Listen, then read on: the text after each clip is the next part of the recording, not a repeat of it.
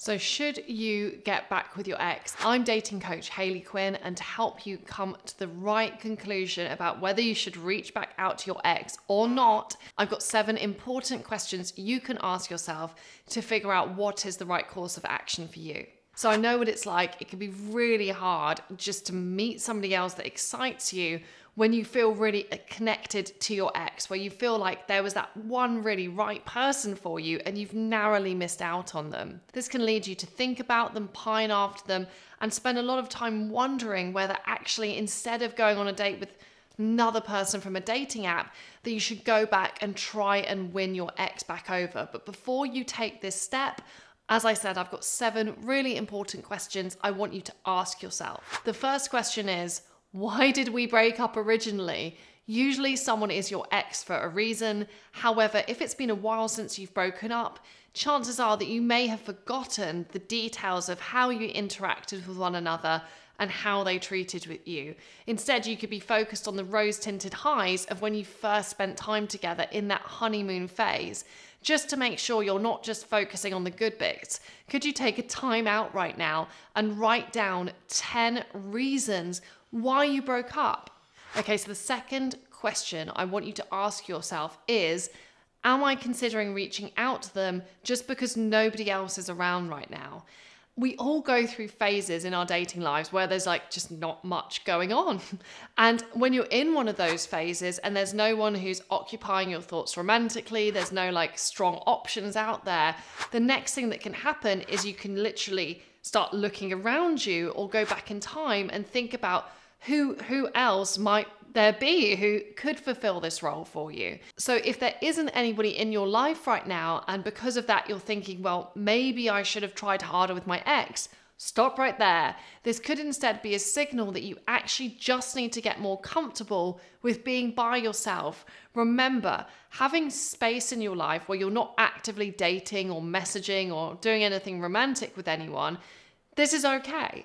Things will inevitably come in to fill that space. New opportunities will arise. This state that you're in at the moment will not continue forever. However, it might continue if you end up becoming so focused on your ex that you're no longer open to new opportunities around you. My third question for you to ask yourself is this a recent breakup?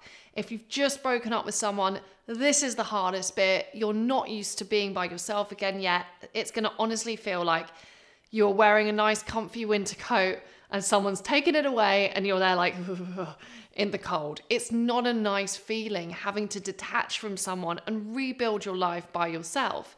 Also, when you're in the eye of the storm of the breakup, if you try and start meeting new people, inevitably no one is going to compare to the connection that you had with your ex, which can just pull you back to them.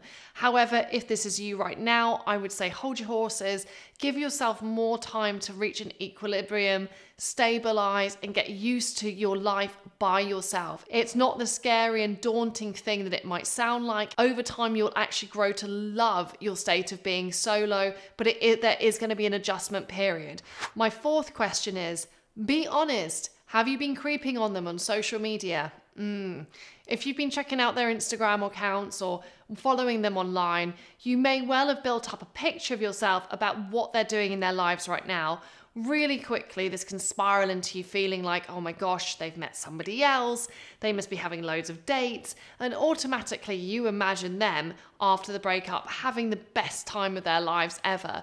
You can also feel that, dare I say it, control and that you had over them, or that connection slipping through your fingers, which makes you desperate to want to reach back out to them. Don't. Of course, this is a story about how you don't need to creep on people on social media.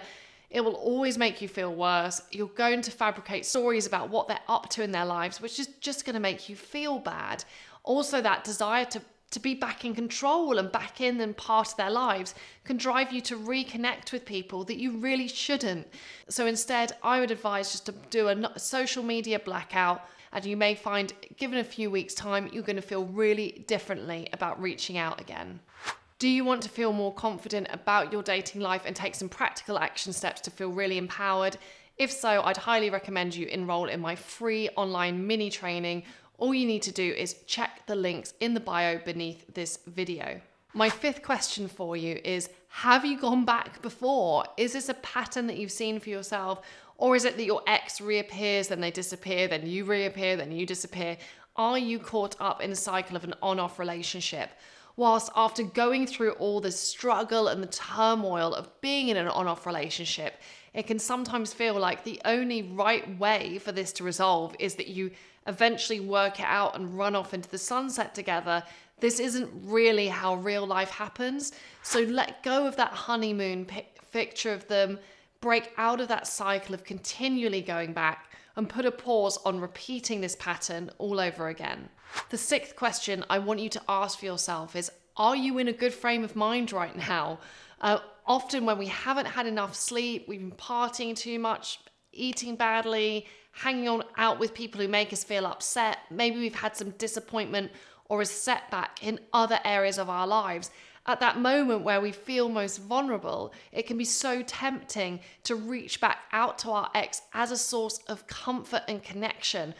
Don't let that be you. Remember, don't make decisions when you're tired, when you're drained, when you're feeling bad about yourself. Make decisions when you're well rested, when you're feeling happy, when you're feeling supported. And those are going to be much truer to what you should actually do. The seventh question I want you to ask yourself, if you're thinking about reaching out to your ex, is, can communicating with this person further really give you the closure and the answers that you need? If someone disappeared on you, flaked on you, broke up with you in weird circumstances, the relationship had a dramatic end, or they've previously seemed really closed off to having that honest and accepting conversation where you're going to get the closure that you need, perhaps it's time to let go of this idea of them as being someone who can give you that degree of comfort and closure. Often we get a sense of closure from just turning towards ourselves and recognizing that the writing is on the wall, that this person is never going to be the right person for us and they're never going to be able to meet our needs. So before you re-engage with someone who may just upset you all over again, think very carefully about whether this person is capable of giving yourself the answers that you need, and ask yourself, are you able to give yourself clarity about your ex instead?